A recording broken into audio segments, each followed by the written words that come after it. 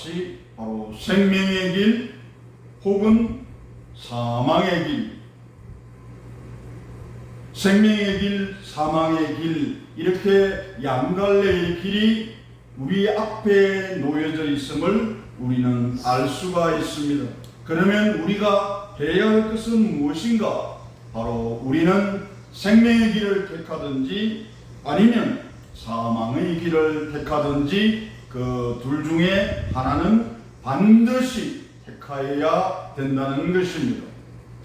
그래서 오늘 말씀을 통하여 하나님께서 생명의 길을 가는 자는 어떠한 삶을 살아가게 될 것이고 어떠한 은혜 가운데 삶을 살아갈 것인지, 그리고 사망의 길을 택한 자의 그 행위의 모습은 어떠하며 또 그 결과는 어떠한 것인지 오늘 본문 말씀을 통하여 우리의 마음 가운데 새겨 나가는 귀한 시간이 되기를 축원드립니다. 먼저 말씀을 보시게 되면 8절에서 이렇게 말씀하십니다. 여호와께서 에레미야에게 말씀하여 주시는 것입니다. 내가 너희 앞에 생명의 길과 사망의 길을 두었노라. 그래서 너는 이 백성에게 전하라. 이렇게 말씀하십니다.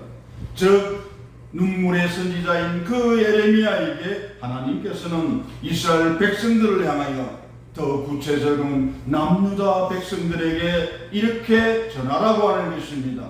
생명의 길을 갈 것이냐 아니면 사망의 길을 갈 것이냐. 너희 길 앞에, 너희 삶 앞에 내가 그것을 놓았으니 너희들은 그것을 둘 중에 하나를 선택하여 그 길을 마음을 다하고 뜻을 다하여 목숨 다하여 그 길을 걸어가라고 말씀하시는 것입니다. 이 말씀 가운데 담겨져 있는 하나님의 약속, 하나님의 진심은 무엇이겠습니까?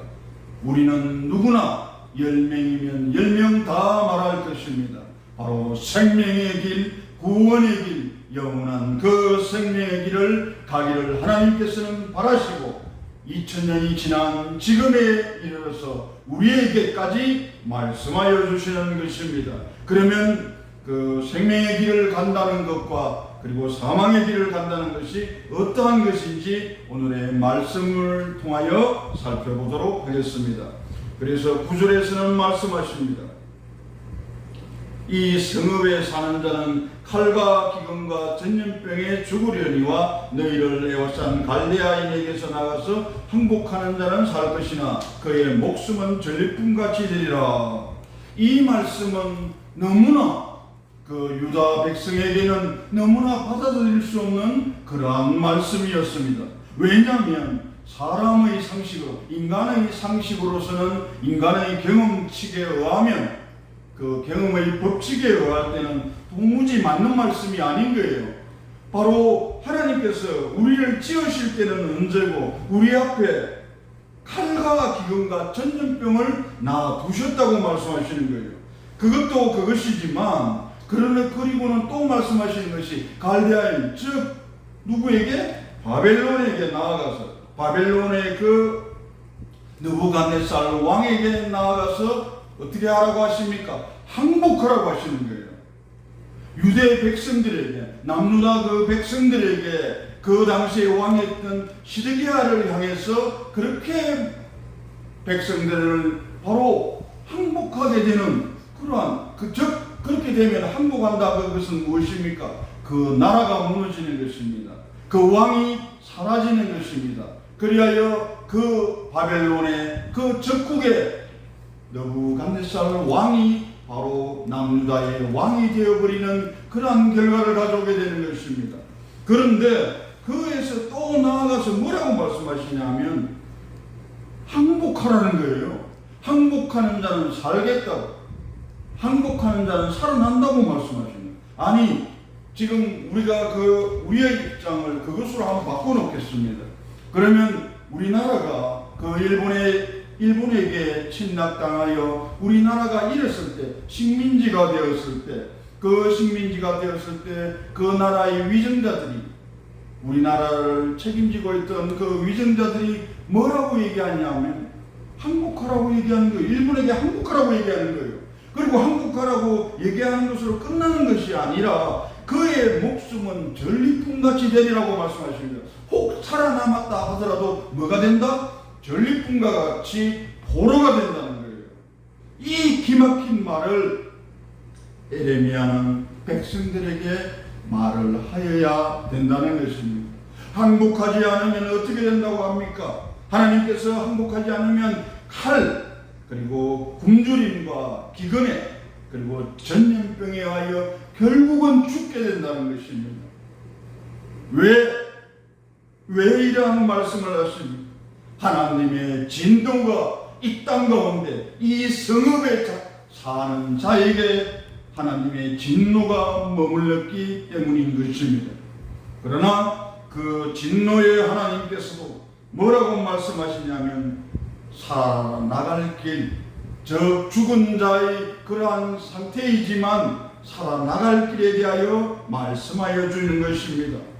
그것이 무엇이냐면 바로 항복하는 것입니다. 여기에서는 결국 바벨론에게 항복하는 것이지만 좀 더 하나님의 섭리하에서 바라보았을 때는 하나님께 항복하는 것입니다. 하나님께 돌아가는 것입니다. 하나님께 용서를 구하며 회개하며 하나님께로 나아가는 것입니다. 그리하면 하나님께서는 그 진노가 결국은 풀어주시고 그 작디 작은 나라 바사의 그 고레스를 통하여 하나님께서는 70년 만에 바로 그 포로에서 돌아오게 하십니다. 바로 이것이 진정한 하나님이 우리를 향한 하나님의 마음이었던 것입니다.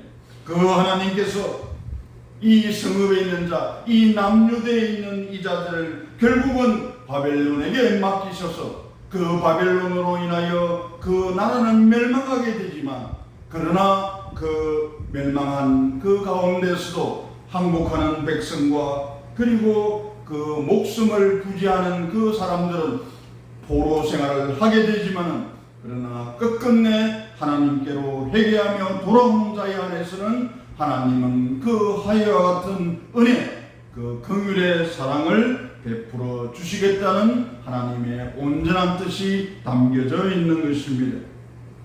10절의 말씀을 보면 여호와의 말씀이니라 내가 나의 얼굴을 이 성읍으로 향함은 복을 내리기 위함이 아니오 뭐라고 하십니까? 화를 내리기 위함이라. 이 성읍이 바벨론의 왕의 손에 넘김이 될 것이요 그는 그것을 불사르리라 말씀하십니다. 한 번 더 말씀하시는 거예요. 하나님의 진노가 얼마나 강하셨으면 한 번 더 그 남유다 백성에게 말씀하시는 것입니다. 내가 내 얼굴을 너희에게 향하였으면 너희들이 내가 지은 때처럼 창조하였을 때처럼 그 얼굴이 심히 기뻐할 만한 나의 형상을 갖추고 있는 그런 모습이 아니라 오히려 그 형상이 무너져 있는 그러한 참담한 모습이길래 내가 너희들을 지금 바라보는 것은 너희들에게 나의 은혜와 복을 내리는 것이 아니라 오히려 너희에게 화를 내리기 위하여 너희를 바라보는 것이라는 그러한 참담한 말씀을 하여 주는 것입니다. 그렇게 되었을 때 이제 본문 말씀 11절에서 14절의 말씀에서는 결국은 그 남유다 왕 시드기야에게 그 지배에 내린 벌로서 말씀하여 주십니다. 그래서 11절에는 유다 왕의 집에 대한 여호와의 말을 들으라고 말씀하십니다. 여호와께서 이와 같이 말씀하시기를 다윗의 집이여 너는 아침마다 정의롭게 판결하여 탈취당한 자를 압박자의 손에서 건지라. 그리하지 아니하면 너희의 악행 때문에 내 분노가 불같이 일어나서 사르리니 능히 끌 자가 없으리라. 그렇게 말씀하여 주시는 것입니다. 즉 무엇이냐면 그 위정자가 즉 남유다의 그 왕이 정말 하여야 될 것은 무엇이냐면 아침마다 매일 아침마다 그 항상이라는 말은 다른 말로 하게 되면은 어떤 말로 그것이 또 표현되어지냐면 의미를 가지냐면은 아주 떳떳하다라는 그러한 뜻을 가지고 있습니다. 그래서 우리 늘 말씀 가운데 우리가 상고하는 말씀이 있지 않습니까? 항상 기뻐하라 하지 않습니까? 항상 기뻐하되 그 세상이 가지고 있는 쾌락이나 세상이 가져다주는 즐거움이 아니라 떳떳하게 매일매일 떳떳한 그러한 기쁨과 즐거움을 가지라는 그러한 말씀인 것입니다. 바로 그것이 너는 아침마다 매일 아침마다 어떻게 하라고 하십니까? 정의로운 판결을 그리고 탈취당한 자의 압박자의 손에서 건지라고 말씀하십니다. 즉 정의로운 판결을 할 수 있는 분은 누구십니까? 바로 우리 주 예수 그리스도밖에는 없는 것입니다.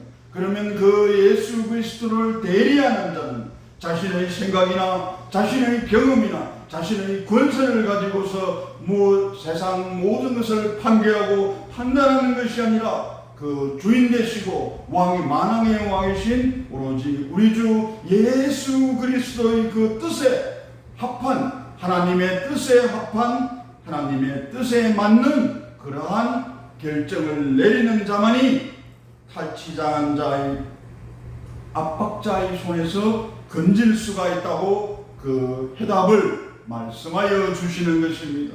그리하여 결국 이 말씀은 어떻게 이루어집니까?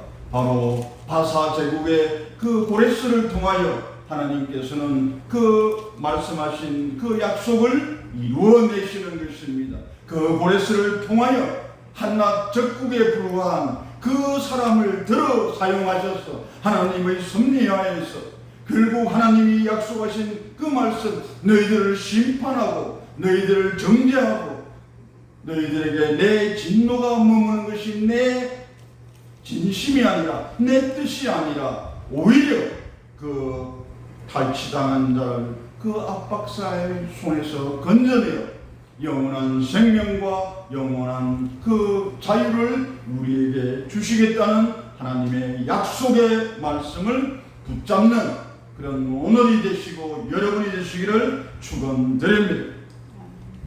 너희의 약행 때문에 내 분노가 그렇게 하지 않았을 때, 즉 사망의 길을 갈 때는 앞서서 말씀하시는 그 사망의 길을 갈 때는 결국은 그 하나님의 진노가 불같이 일어나서 모든 것을 다 살라버리겠다고 한 번 더 말씀하여 주시는 것입니다. 그러면서 13절에서 말씀하십니다. 여호와의 말씀입니다.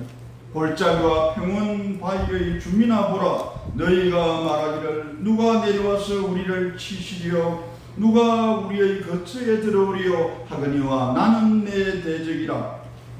그 당시에 예루살렘 성을 이렇게 보면 정말 난공불락의 그런 요새와 같은 그러한 자리였습니다.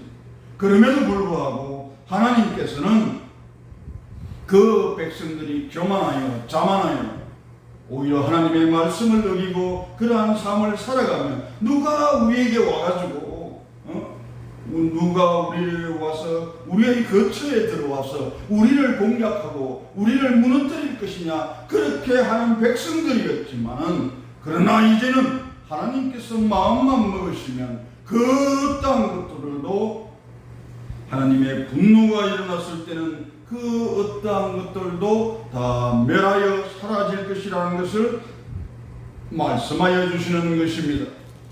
그리하여 14절에서는 하나님께서 이제 그 생명의 길을 걸은 자와 그리고 사망의 길을 걸은 자, 그 가운데서 사망의 길을 걷고 있는 남유다 백성들에게 그리고 에레미야를 통하여 남유다 백성들에게 말씀하여 주십니다.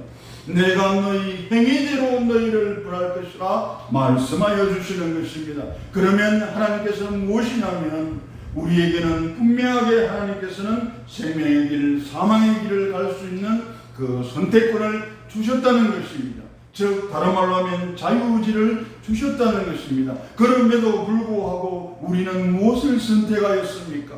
우리의 경험과 우리의 지식과 알량한 그리고 얕디 얕은 우리의 그 지혜로서 모든 것을 하나님의 말씀을 듣고 그 진리의 말씀을 덮어버리고 곁에 두지 아니하고 멀리 떠나버리고 내 스스로 그 발걸음으로 그곳을 떠나버리는, 하나님으로부터 배교하고 하나님으로부터 멀리 나와버리는 그러한 행위를 하였습니다.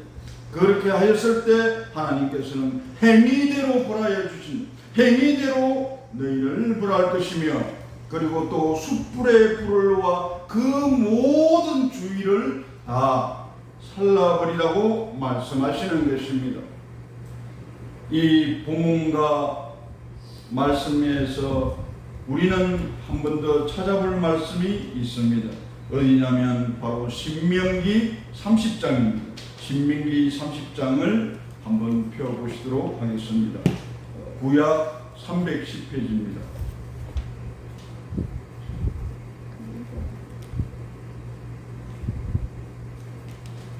그 신명기 30장 15절에 보시면, 보라 내가 오늘 생명과 복과 사망과 화를 내 앞에 두었나니, 이렇게 말씀하십니다.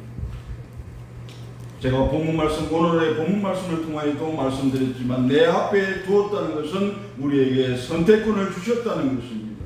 그 중에 하나를 우리는 분명하게 선택해야 되는 것입니다.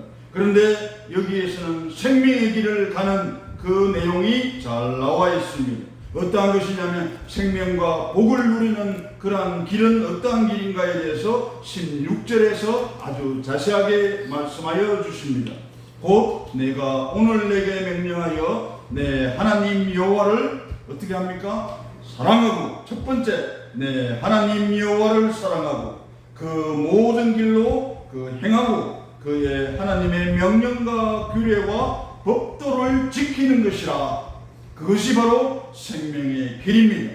그리고는 하나님께서 그렇게 하였을 때는 어떻게 하시겠다고 말씀하십니까? 내가 생존하고 번성하고 그리고 내가 차지할 땅에서 복의 복을 더하여 주실 것이라고 말씀하여 주시는 것입니다.